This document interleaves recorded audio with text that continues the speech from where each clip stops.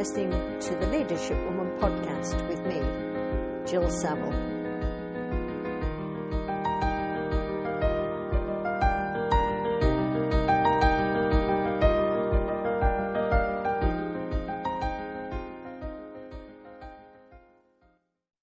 And today's guest is Annica. I'm not going to try and pronounce your surname. She's Swedish. She lives in Luxembourg. Your LinkedIn says that you're a keynote speaker and trainer, executive director of the JMT. I know you are, John Maxwell team. Also, you're an author and a podcast host. So I'm a little bit nervous because I know that you started before I did. And today we're going to talk about Annica's experiences over the last few years and her leadership lessons. So welcome, Annica. Thank you so much. Thank you. And maybe we can start with, how do you say your surname? Okay. So being from Sweden, having a name that is actually the name of a little village, and having lived outside of Sweden for my whole adult life, I have not yet met a person who's not Swedish who can pronounce my name the way we say it in Sweden, but it's Torneryd. And so it's the name of a little village, and my maternal grandfather took it because he liked it, and it actually means törne is the thorn of a rose, and ryd is like the nomination of a small village. Like in Luxembourg, all the little small villages end with ange, pétange.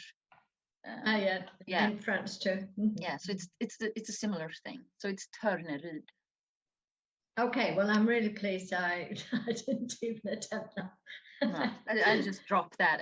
It's Annica. Okay, Annica. And we've already had a chat about the lessons, the story, the transformation that I think people would enjoy listening to. But obviously, feel free to add in anything you want. Let's begin with you being in Luxembourg.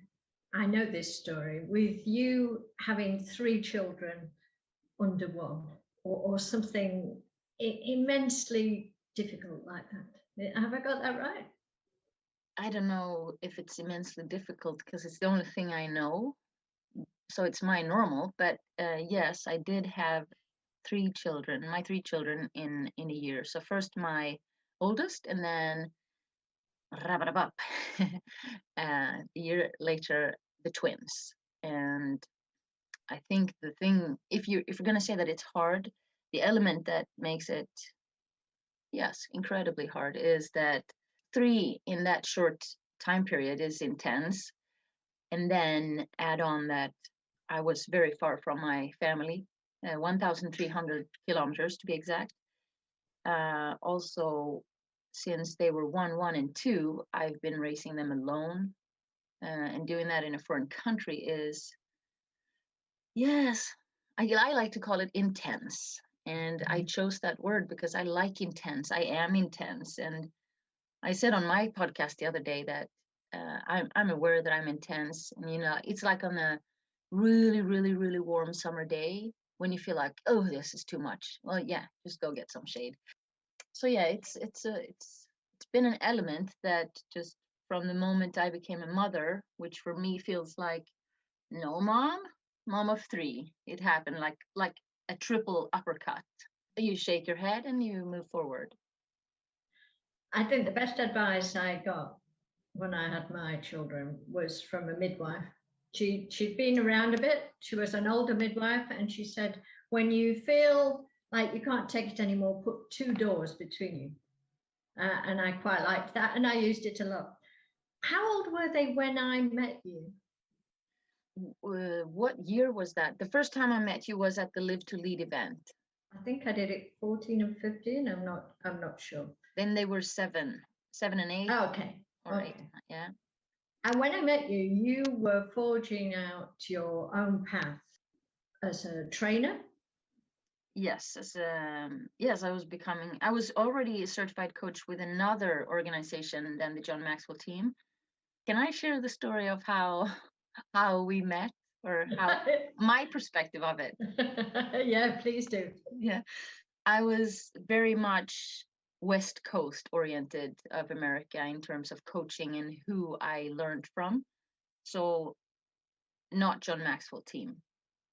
And then, Facebook listens to what you say and what you think, even I think. So I got this a sponsored ad popping up in my feed over and over. It was about some leadership event in Luxembourg. And I thought, interesting. And I didn't believe it was a real event because I hadn't seen anything like that in Luxembourg. But then I clicked and I was like, I'm going to go. I went there. I had set my intentions in so many ways. So I ended up sitting on a table on one hand with students from St. George's International School and their teacher. And I was like, wow, what a way to educate youth. And there's a red thread here. I have since then delivered multiple global youth initiative events for the youth at that school. And that I circle that back to that first time I saw how they take care of their students. And on the other side of me, there was a journalist. And so I ended up having my name in the journal and got that contact. And I won. There was a draw and I won a facial treatment that was just heavenly. And I wanted to show my appreciation to the organizer, which was Jill Saville. So I reached out and I said, can I offer you a free coaching session? And from my beginner perspective, it was just, it was a genuine kind of, I want to give back, but of course also business building strategy somehow. Yeah. But your answer was hard for me because you said, I already have a mentor. And it was like, oh, okay. And you ended up turning it around and inviting me to your book club. I mean, I'm sure it was a mastermind group, but it was the group where we met at House 17 and studied the 21 irrefutable laws. And that was like the most exciting thing I had experienced in personal development ever. Because until then it had been studying on my own or reading books on my own. And this was exploring a subject that I find incredibly interesting and important, led by someone who asks meaningful and powerful questions in a group where everyone does the same. So that was my first very emotional, up and down, all directions experience in meeting you. And since then, it's been a wonderful, wonderful, incredibly valuable relationship in my life. Thank you. And I can remember you at House 17. I can remember you coming in the group and you were just so focused. I learned that you'd been an athlete and everything that you said that you were going to do, you would do. And I just felt that you would fit in the John Maxwell team. And I think that's what I said to you. Yeah, I remember I was in Sweden visiting my family and I got a message from you. I was already in bed, but you know how, you check your phone in bed. I was doing that and I got a message from you and it said that you were celebrating 5 years with John Maxwell team and the founding members could invite a family member or a close relationship. And you wanted to invite me. And I think 1 minute later, I had paid and registered, and I was in. Like literally. Leaders do decide quickly and stick to those decisions. Yeah. Yeah. So you came to the group. You joined the John Maxwell team. We went to America together. What's your journey been like then with the John Maxwell team? I'm so grateful for everything I have experienced in the context of the John Maxwell team. And it always goes back to you, because if it hadn't been for you making the effort to put on that first Live to Lead event, putting up with me wanting to give you free coaching and instead inviting me in to grow and develop and actually start a powerful growth journey, I would have never experienced living my absolute biggest dreams, like becoming a published author 5 times over, receiving standing ovations from 5,000 people. It's an experience that, oh my goodness, I don't know of more. I mean, it touches your soul. For anyone listening, in Orlando, we do something called stage time, and you enter into a competition. You get critiqued every week by our speaking coach, Roddy Galbraith, who has done wonders for so many of us. And that process is incredibly tough because every single one of us, when you write your speech and you work at home and you practice and you rehearse and you perfect it and you tweak it again and then you record it and send it in, I mean, that's your best. I remember once where he said that my opening was powerful and the ending really made sense, but in between it was just nah. And you get that, this is horrible, but at least I'm honest. I felt hate. But that in itself is the most powerful growth process I've ever been through. But I'm with you. I can really see why pop idols and anybody on stage gets addicted to that. There is no feeling like it. Can I share my number one favorite thing to think of? I was a finalist in that thing we called stage time, and I finished. The ending was that it's not a trophy or prize money that defines your value. It's me. And that was the end of it. And there was a standing ovation. And that, owning your value is still something I struggle a lot with. So I just turn around to walk off stage and praise the Lord for Roddy Galbraith, because he grabbed me by the arm and said, "Annica, look at them." And he turned me around and I had to stand there and take it in. And so often I wish that I could just press a button and go back. But what I pulled a clown and I did a floss. Ha ha ha. And then I walked off stage. Yes, I wish I could go back.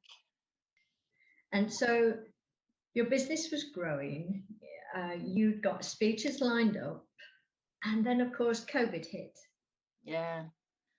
Yeah, I don't say fail. I say, you make an attempt and it didn't necessarily go as you wanted. But with my business, it was, well, in all honesty, the first 2 years were not at all a business. It was me building myself, getting certifications.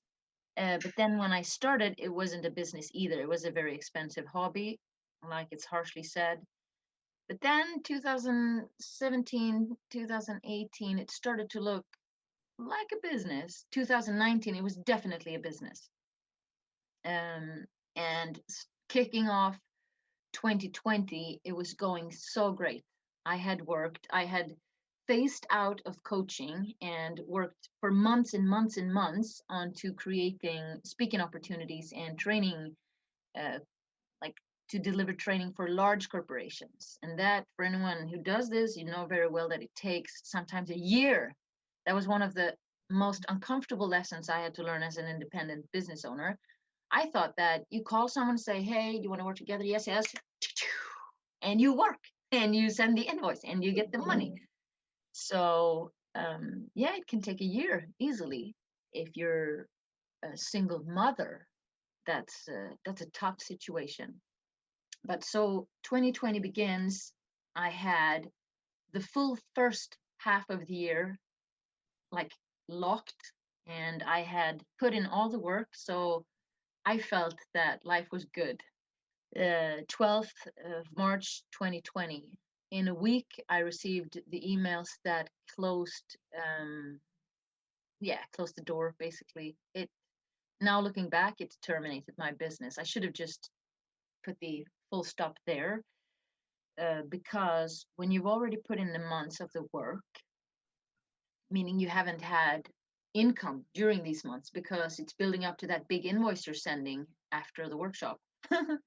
Anyone listening, if you know disc profiling, I'm a high D. So for me, it wasn't important with contracts and stuff like that. If you say yes, it's a yes, and I will deliver for sure. But I learned in a very, very painful way that with large corporations, well, if you want your money as an independent business owner, you should also have a little contract. I didn't. So it was just over and done with. And even if I worked really, really hard, I was being agile and flexible and instantly dove into creating my online coaching program.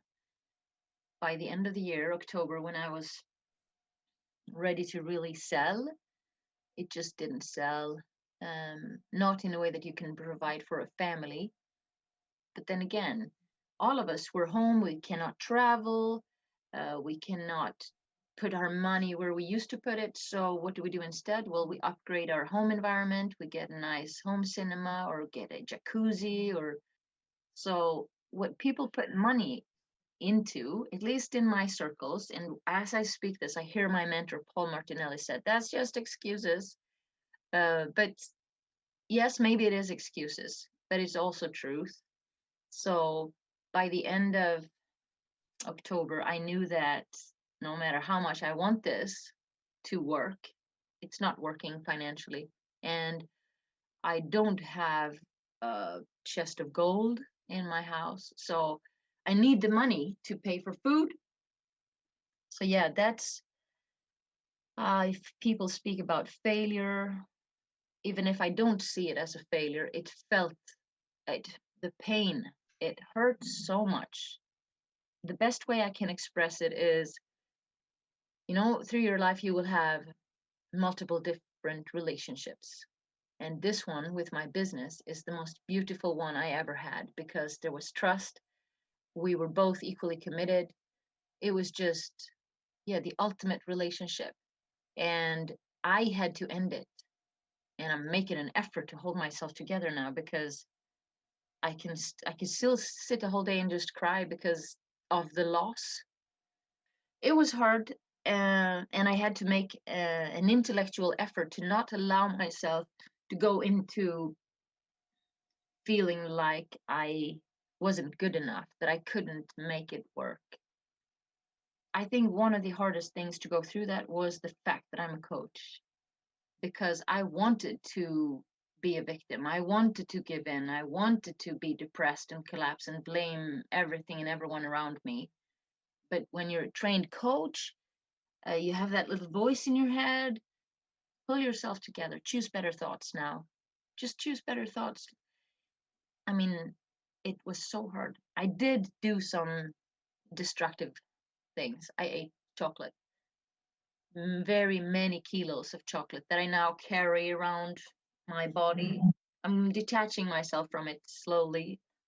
I kept saying to my mother throughout 2020, I said it many times, crying on the phone. I said, I don't understand how it's possible that someone can work this hard and it doesn't lead to anything. And in fact, you say it didn't lead anywhere, and maybe things happen and we can't see where things are leading at the time or how we're growing.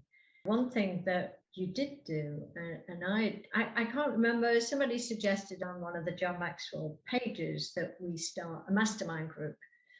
And you jumped in and said, yeah, she would lead one. And I thought, well, I run them, but I'm not in one. So yeah, I'll be in one. So I chose to be in yours. When would that be? September? May. We started in May. We started in May and we're still going. Yeah. We're still going. We liked it. So when we finished one, I think we're on the third book. And we're all John Maxwell team. And it just keeps us going. I think we need our own community, don't we? Mm-hmm. The people that you spend most of your time with. I can't remember that phrase. Yeah, you become the average of the 5 people you spend the most time with.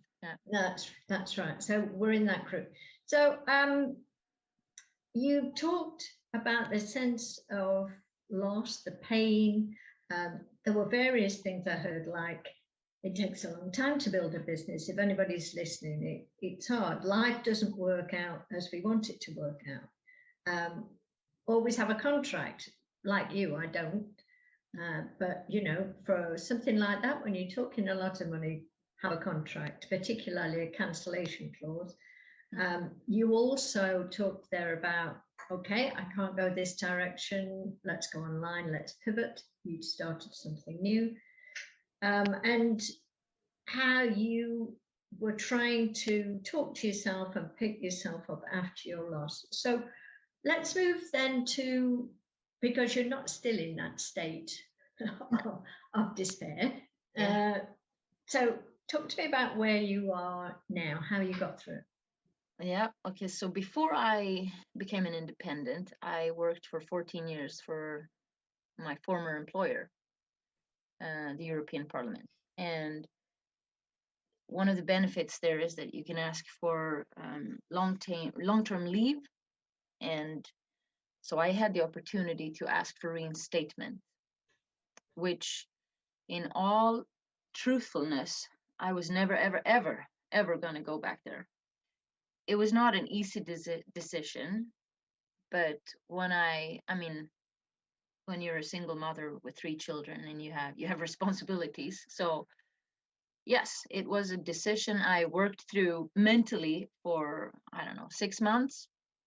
And then the decision was made, but me accepting the process took me months. And then when I finally sent it in, I already knew that, yes, I'm going back. And I wasn't feeling joyful about it. But then I got a very particular opportunity that changed everything. So just want to underline that I am not allowed to speak in my role as an official of the parliament. So this conversation is not about parliament, but it's just my employer. But the post I got made me feel like, now I get it. Now it makes sense. Now all this hard work, all this learning, all this growth I have put in for me to become someone who understands things in a bigger way, who understands people, who has another type of drive. The growth I've acquired for me as an independent, as a human, as an employee, I didn't have that value before. So the post I have now, I wouldn't have been able to add value. I think I wouldn't even have been considered maybe. Now all of a sudden, it has gone from I'm never going back there to, oh goodness gracious, I'm so grateful. It didn't happen the way I thought it was going to happen. It didn't happen the way I thought I wanted it to happen, but it happened. And I've said over the past years, I don't know a person who is happier than me. And I meant that. It was a lot about choice. I choose to be happy. But when you choose to be happy, you, as a side effect, you also become happy. And now I say, I don't know a person who feels more grateful about their situation than I do. Yeah, in that same month, January, everything just went like magic. And oh my goodness, my life changed in a way that is just so nice. I still get to do what I love doing the most, but with a very secure framework. As you were talking there, it reminded me of when I'm working with people who were out of work. Mm. It's important to prepare and become the person that's ready for the opportunity that comes along. Yeah. And I think that's what you just explained. We don't necessarily know the opportunity, so we do what we can do. Yeah, I love that you say that, because we hear people say it. We hear our trainers or our teachers or the guru say that you have to prepare so that you're ready when the opportunity comes. But not a lot of people can find that inner drive or motivation to just blindly believe that the opportunity is going to come. I mean, it's like, what direction? What kind of opportunity is it? It's hard. It's really hard to motivate yourself.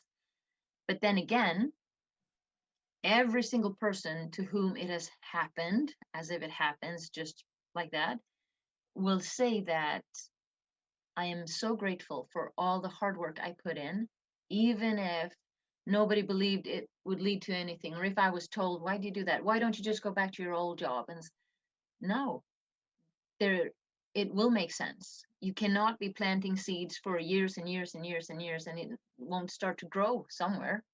It may not be like, for me, it didn't turn into the growth I thought it was going to be, but it definitely paid off. Yes, that's true. I think it's one of John's quotes that says, when opportunity knocks, it's too late to prepare. Yeah. That's how he puts it. Yeah. So let's finish now with, what are you most proud of? Like, obviously, you're going to be most proud of your kids, but I will share a concrete example. So there's the, TEDx.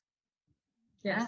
Yeah. And yesterday I got an email from the organizers of the TEDx Luxembourg, and it was an invitation to youth to share a story on education and passion.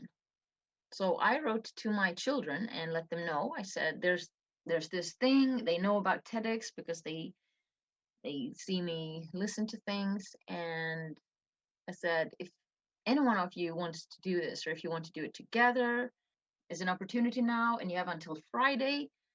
And I said, I will help you. Both twins said, yeah, I'm in.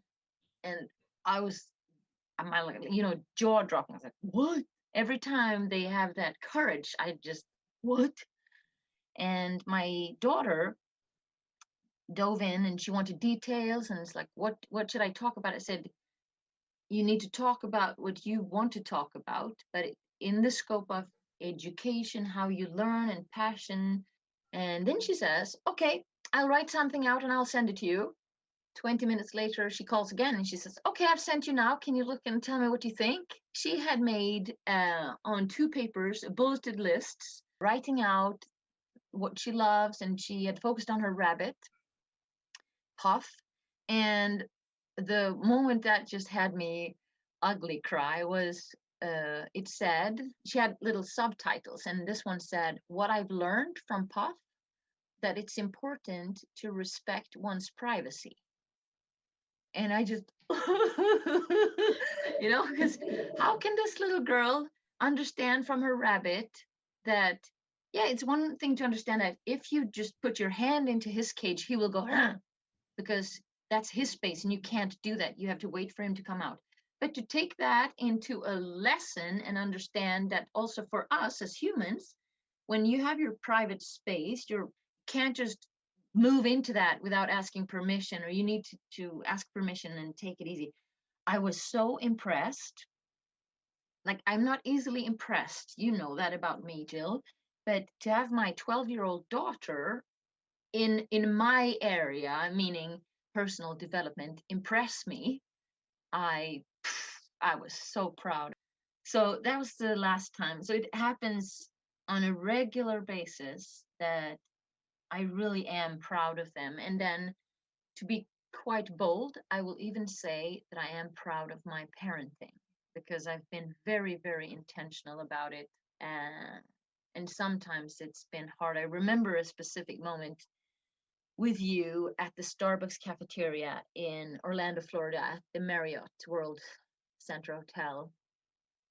I shared with you that it was hard to be away from my children, the sacrifice I made to choose me and leave them home.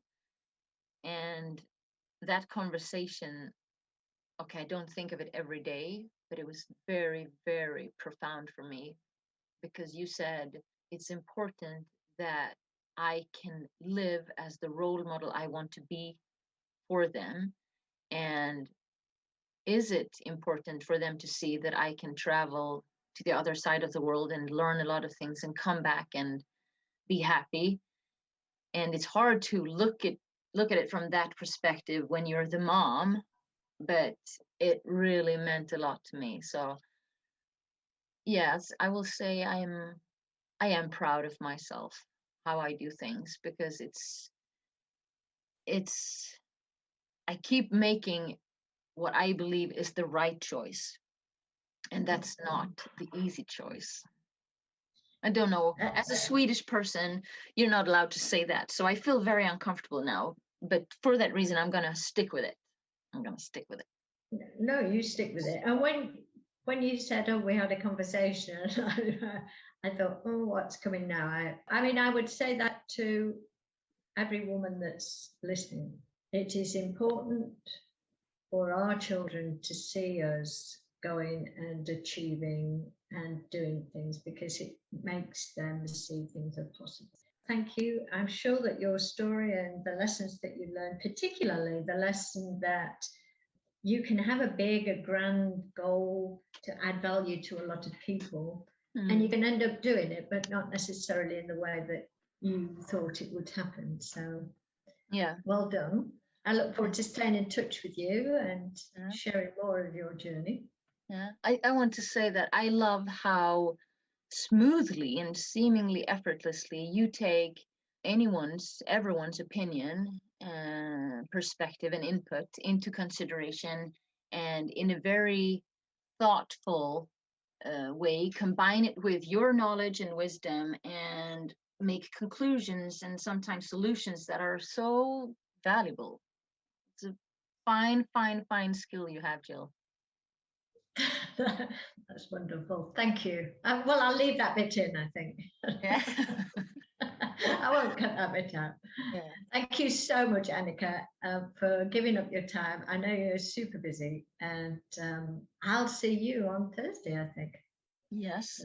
And thank you for having me. It was a pleasure, Jill. You're welcome. Bye.